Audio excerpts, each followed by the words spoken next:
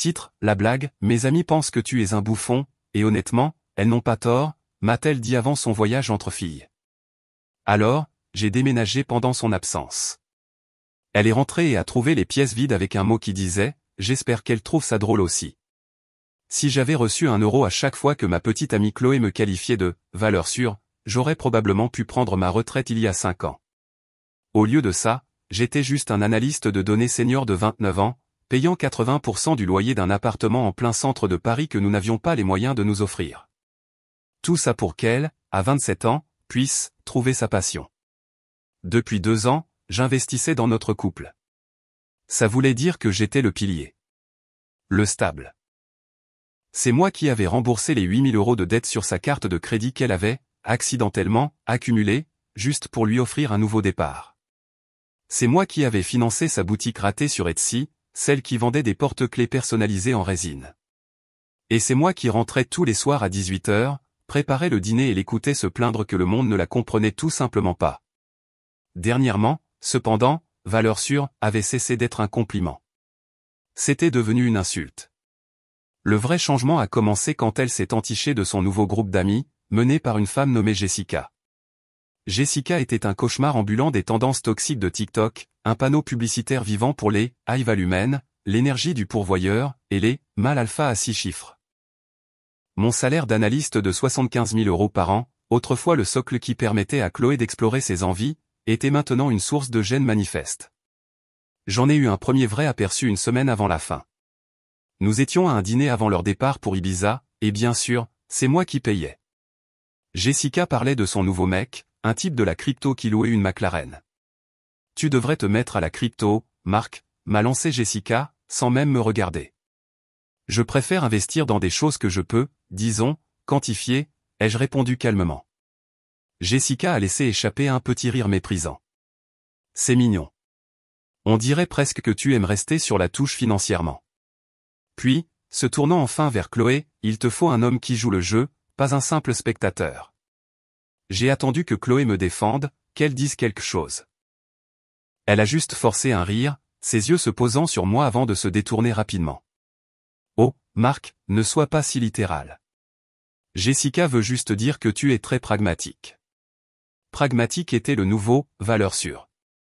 Le regard qu'elles ont échangé m'a dit tout ce que j'avais besoin de savoir. Je n'étais pas son partenaire. J'étais son bouffon de cour. Le distributeur de billets ambulants qui était juste un peu trop ennuyeux pour être présenté aux mâles alpha. Ce qui nous amène à jeudi soir. Ses valises étaient prêtes pour Ibiza. Une explosion de paillettes et de nouvelles tenues s'étalait sur le lit que j'avais payé. Elle était sur son téléphone, envoyant des textos avec frénésie et souriant de cette façon dont elle ne me souriait plus jamais. « Chloé, il faut qu'on parle », ai-je dit, debout dans l'encadrement de la porte. Elle a poussé un soupir agressif et exaspéré, du genre qui dit « Tu es la chose la plus inopportune de ma vie en ce moment. » Mon Dieu, tu ne peux pas faire ça maintenant. Elle a verrouillé son téléphone et l'a jeté sur le lit. J'essaie de me mettre en mode Ibiza. T'es vraiment un rabat-joie. Un rabat-joie, ai-je demandé, ma voix dangereusement calme, parce que je veux que ma petite amie me défende? Ce dîner la semaine dernière, la façon dont Jessica me parle, la façon dont tu la laisses faire, ce n'est pas normal. Elle s'est levée, et le masque de la rêveuse pétillante et passionnée dont j'étais tombé amoureux s'est tout simplement dissous. Son visage est devenu froid et dur. Elle a mis les mains sur ses hanches. Tu veux de l'honnêteté? Très bien. Mon estomac s'est noué. Mes amis pensent que tu es un bouffon. Et honnêtement, elles n'ont pas tort. Je suis resté là, à la fixer. Je ne sentais plus mes mains. Un bouffon? Oui, Marc. Un bouffon, a-t-elle lâché. Tu es juste une valeur sûre. Tu es prévisible. Tu es le gentil garçon qui termine ses tableaux Excel. Tu n'es pas celui qui signe le contrat. Tu comprends la nuance? Mes amis, elles, rencontrent des hommes qui possèdent l'entreprise, pas ceux qui analysent ses données. Elle respirait fort, ses yeux brillants d'une cruauté que je n'avais jamais vue auparavant. Et toi, ai-je finalement réussi à dire, tu es d'accord avec elle? Ce n'était pas une question. Je dis juste que j'ai besoin d'être entouré de gagnants pendant quelques jours, a-t-elle répondu, sa voix pleine d'un mépris suffisant. J'ai besoin de respirer. Elle a fermé sa valise cabine et m'a bousculé en passant, attrapant son sac à main. On se voit dimanche. Ne m'attends pas. Elle s'est dirigée vers la porte, a fait une pause, puis, comme après coup, a embrassé le vide quelque part à proximité de ma joue. La porte a cliqué. J'ai entendu le « digne » de l'ascenseur dans le couloir. Elle était partie. Je suis resté immobile pendant 10 bonnes minutes. Le silence de l'appartement bourdonnait autour de moi. L'insulte résonnait dans l'espace qu'elle avait laissé. Un bouffon. Et puis, un déclic s'est produit. Ce n'était pas de la rage. Ce n'était même pas un cœur brisé. C'était la clarté. Cristalline. Parfaite. Elle ne m'avait pas juste quitté. Elle n'avait même pas eu le courage de me quitter.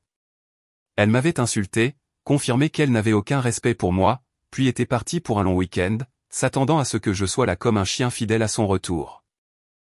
La blague, ai-je réalisé, c'est qu'elle pensait que je le serais. Le clic de cette porte a résonné dans l'appartement pendant un très long moment. Je n'ai pas bougé. Je suis juste resté dans la chambre, à écouter le bourdonnement du frigo. Un bouffon. La blague, pensais-je, c'est qu'elle avait raison. J'étais un bouffon. J'étais la chute de l'histoire qu'elle racontait à ses amis. J'étais le pigeon qui payait pour la scène, les lumières et le micro. Et elle était la star qui partait avec les musiciens. Mais ce qui est drôle avec les blagues, c'est qu'elles doivent avoir une fin. Je ne me suis pas mis en colère. Je n'ai pas frappé de mur. Je n'avais même pas envie de pleurer. Je me suis senti optimisé, comme un morceau de code qui venait d'être finalement débogué. L'erreur logique, ma relation avec Chloé, avait été trouvée et isolée. Maintenant, je devais juste exécuter le script de suppression. Je me suis dirigé vers mon bureau, je me suis assis et j'ai ouvert mon ordinateur portable. J'ai affiché notre contrat de location, un PDF que j'avais signé 18 mois plus tôt. Puis j'ai ouvert mon application bancaire. J'ai regardé les 2 ans de virement Lydia, loyer, dîner, fonds pour Ibiza, fourniture pour Etsy, sa moitié encore et encore. J'ai regardé les factures d'électricité et d'internet, tout à mon nom, les reçus des meubles, tous payés avec ma carte de crédit. Je n'étais pas son partenaire. J'étais son principal investisseur. Et elle venait de déclarer une faillite émotionnelle et financière. Il était temps de liquider mes actifs. J'ai pris mon téléphone. Mon pouce a survolé son contact, celui avec la photo d'elle en train de rire pendant des vacances que j'avais payées. Je ne l'ai pas appelé. J'ai appelé mon ami Sam. Sam, ai-je dit, ma voix parfaitement égale. T'es libre ce week-end? Et est-ce que tu as toujours les clés de la camionnette de ton frère? Sam est resté silencieux une seconde. Ouais, mec. Pourquoi? Tu changes enfin cette télé. Je mets à niveau toute ma vie, ai-je dit. Chloé vient de partir pour Ibiza. Elle m'a dit que j'étais un bouffon. Je déménage pendant qu'elle est partie. Il y a eu une longue pause, puis un sifflement lent et admiratif.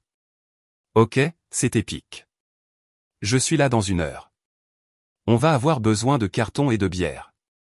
Nous avons commencé le vendredi matin. Sam, que Dieu le bénisse, avait recruté 2 de ses potes les plus costauds de la salle de sport. Pendant que Chloé sirotait probablement son premier mimosa à Ibiza, nous étions une machine silencieuse et efficace. Nous étions méticuleux. Je n'ai pris que ce qui était à moi. Mes vêtements, mes livres, toute mon installation informatique. Ma brosse à dents. Le lit, je l'avais payé. Il a été démonté et dans la camionnette en 10 minutes. Le canapé, à moi, parti. La télé 65 pouces, ma prime de Noël de l'année dernière, parti.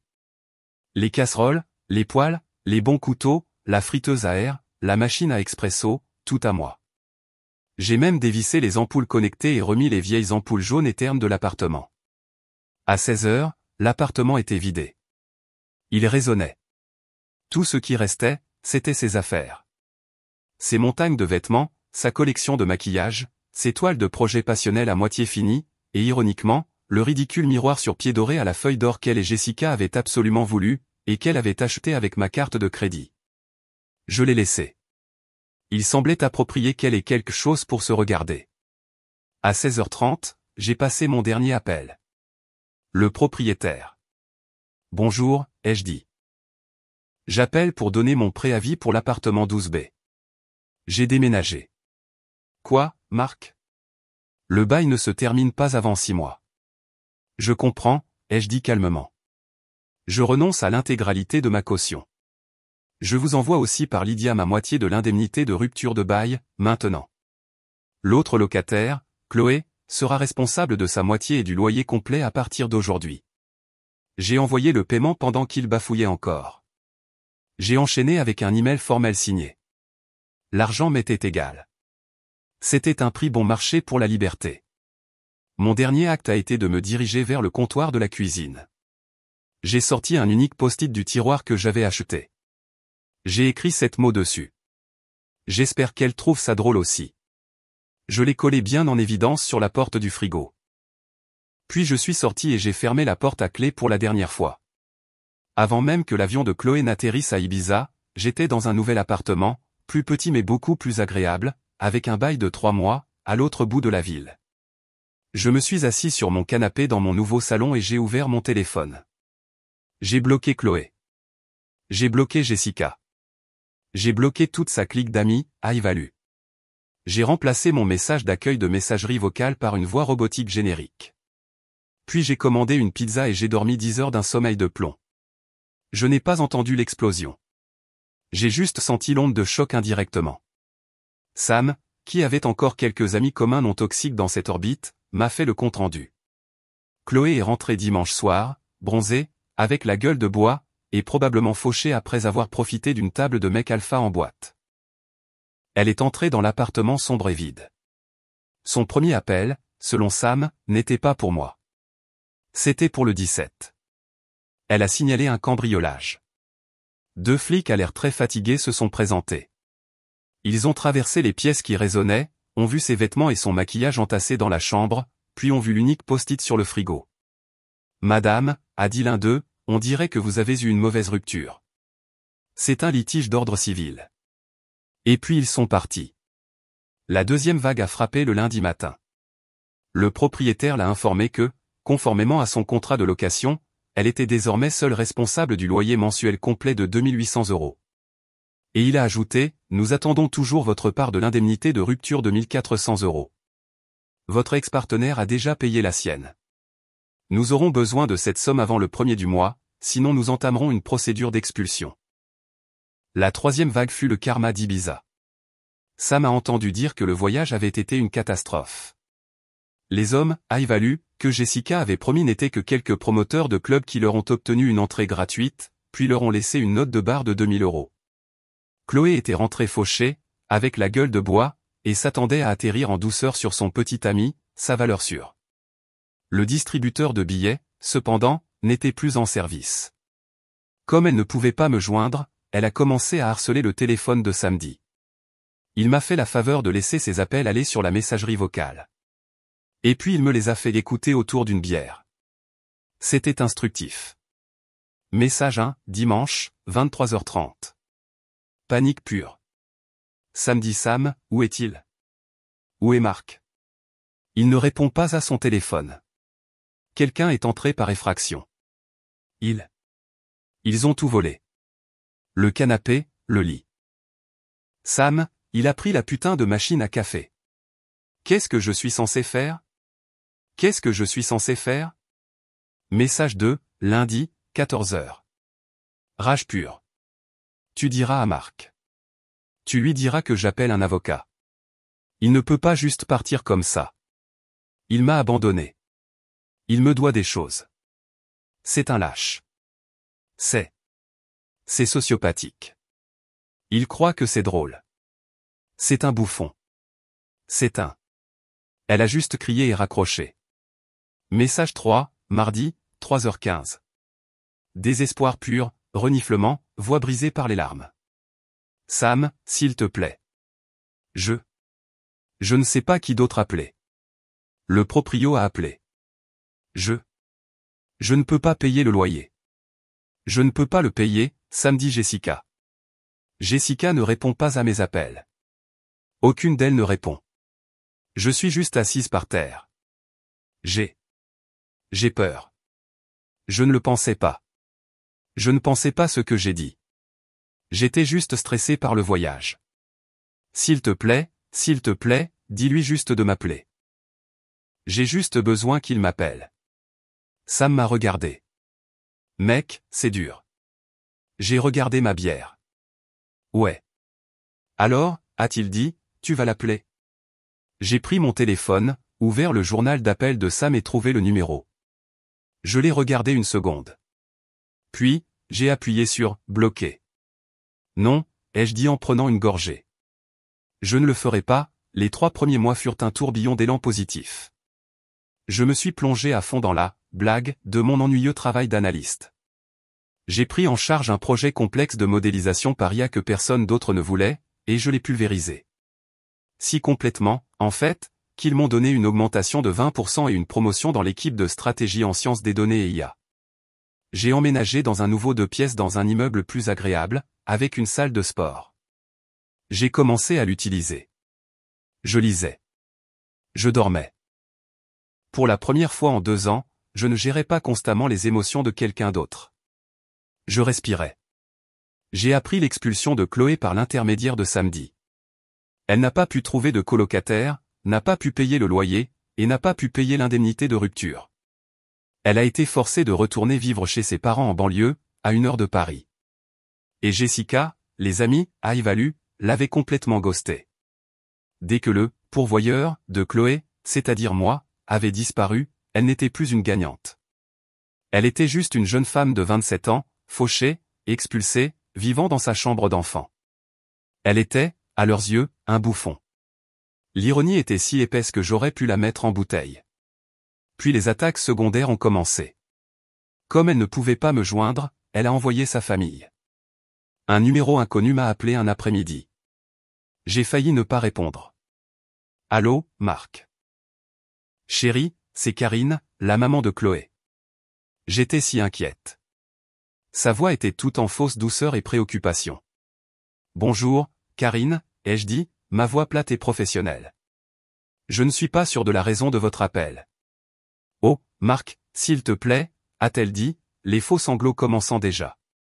Chloé, elle n'est plus elle-même. Elle ne fait que pleurer dans son ancienne chambre depuis des semaines. Elle est anéantie. Elle m'a dit ce qu'elle avait dit et elle a fait une terrible erreur. Ses filles, Jessica, elles étaient une influence si toxique. Tu sais bien qu'elle ne pense pas ces choses. J'ai attendu. Elle t'aime, a insisté Karine. Elle a besoin de toi, Marc. Ne peux-tu pas simplement lui parler? Tout ça est tellement embarrassant pour elle. Ça y était.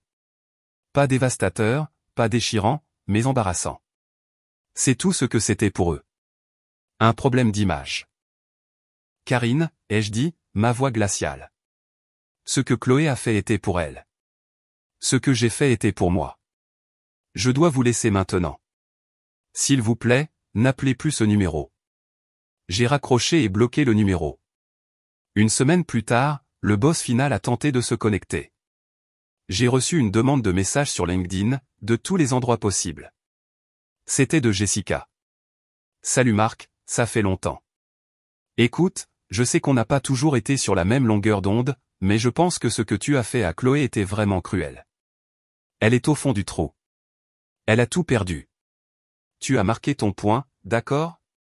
Mais tu l'as détruite.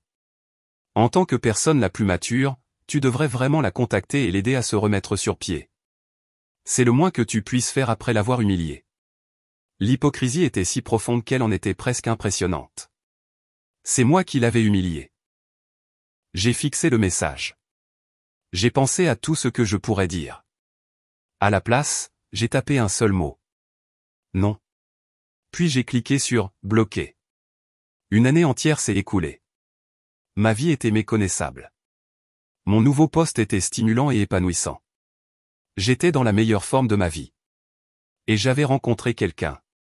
Elle s'appelait Anna, une architecte brillante et terriblement drôle qui trouvait mes blagues de nerd de la data hilarantes. Elle était gentille.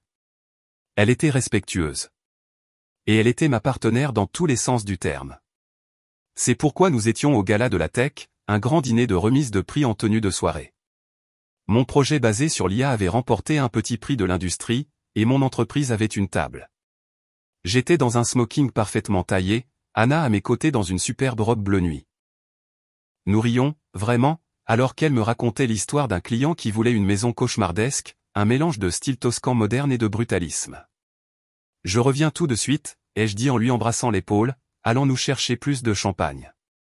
Je me suis frayé un chemin jusqu'au bar bondé, balayant la salle du regard, et c'est là que je l'ai vue. Le contraste était écœurant. Chloé était là. Elle n'était pas une invitée. Elle était hôtesse événementielle. Elle portait une robe rouge, d'apparence bon marché et trop voyante, complètement inappropriée pour l'événement. Son visage était émacié, le bronzage d'Ibiza avait depuis longtemps disparu, remplacé par un masque de maquillage plâtré. Elle forçait un sourire en distribuant de minuscules échantillons d'une nouvelle boisson énergisante sur un plateau. Nos regards se sont croisés à travers la salle. Elle avait l'air d'avoir vu un fantôme. Son sourire en plastique est tombé. Elle a abandonné son plateau sur un rebord voisin et, à mon grand effroi, a commencé à se frayer un chemin à travers la foule vers moi. Elle m'a coincé contre le bar. Marc, oh mon Dieu, tu es. Waouh, ce smoking. Ses yeux me dévoraient, écarquillés d'une sorte de faim désespérée. Chloé, ai-je dit. J'ai hoché la tête.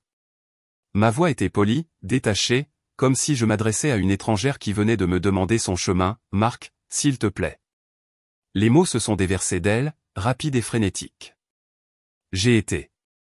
Je suis tellement désolé. Mon Dieu, j'ai été si stupide. J'étais une idiote. J'étais une enfant. Ses amis, toute cette vie, c'était faux. Ce n'était qu'une blague. Tu étais la seule chose de réel que j'ai jamais eue. Je l'ai juste regardé. Je n'ai pas dit, je suis désolé d'entendre ça. Je n'ai pas dit, c'est terrible. Je n'ai rien dit. Je dois retourner à ma table, ai-je dit en me tournant légèrement. Non, attends. Elle m'a attrapé le bras, ses doigts s'enfonçant dans la manche de mon smoking. L'ancienne arrogance a brillé dans ses yeux. S'il te plaît, Je suis retourné chez ma mère. J'ai tout perdu. J'ai perdu l'appartement. Jessica et toutes les autres, elles sont parties. Tu ne vois pas? J'ai appris ma leçon. Je suis une thérapie. J'ai changé. On peut changer. On peut être heureux à nouveau. Je n'ai pas retiré mon bras. J'ai juste baissé les yeux sur sa main sur ma manche.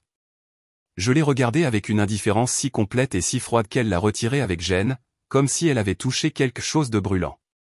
Alors c'est ça, a-t-elle exigé, et le désespoir devenait aigre, se transformant en ce cri de colère familier. Tu as juste. Tu as détruit ma vie, et tu es heureux. Tu peux juste t'en aller comme ça. Je suis un bouffon pour toi maintenant. C'est ça? J'ai fait une pause et, pour la première fois, j'ai presque souri. Je me suis penché légèrement, ma voix calme, factuelle et finale. Tu as tout faux, Chloé, ai-je dit doucement. Tu n'es pas un bouffon pour moi. Une minuscule et pathétique lueur d'espoir s'est allumée dans ses yeux. Tu n'es rien pour moi, ai-je dit. Tu es juste la personne qui vivait dans mon ancien appartement. Son visage s'est décomposé. C'était le regard de quelqu'un qui venait d'être effacé. Et, dit une voix chaude et lumineuse. Anna s'est glissée à mes côtés, radieuse, et a passé son bras sous le mien. J'ai trouvé une table sur la terrasse. Tout va bien? Tout mon comportement, tout mon corps, mon visage, tout a changé. Je me suis tourné vers Anna et j'ai souri. Un vrai sourire chaleureux. Tout est parfait, ai-je dit. J'ai regardé à nouveau Chloé, qui fixait maintenant Anna comme si elle était une créature d'une autre planète. La mise à niveau se tenait juste devant elle, et la prise de conscience fut un coup physique. J'ai serré la main d'Anna. Excusez-nous, ai-je dit à Chloé avec l'indifférence polie et vide d'un réceptionniste d'hôtel.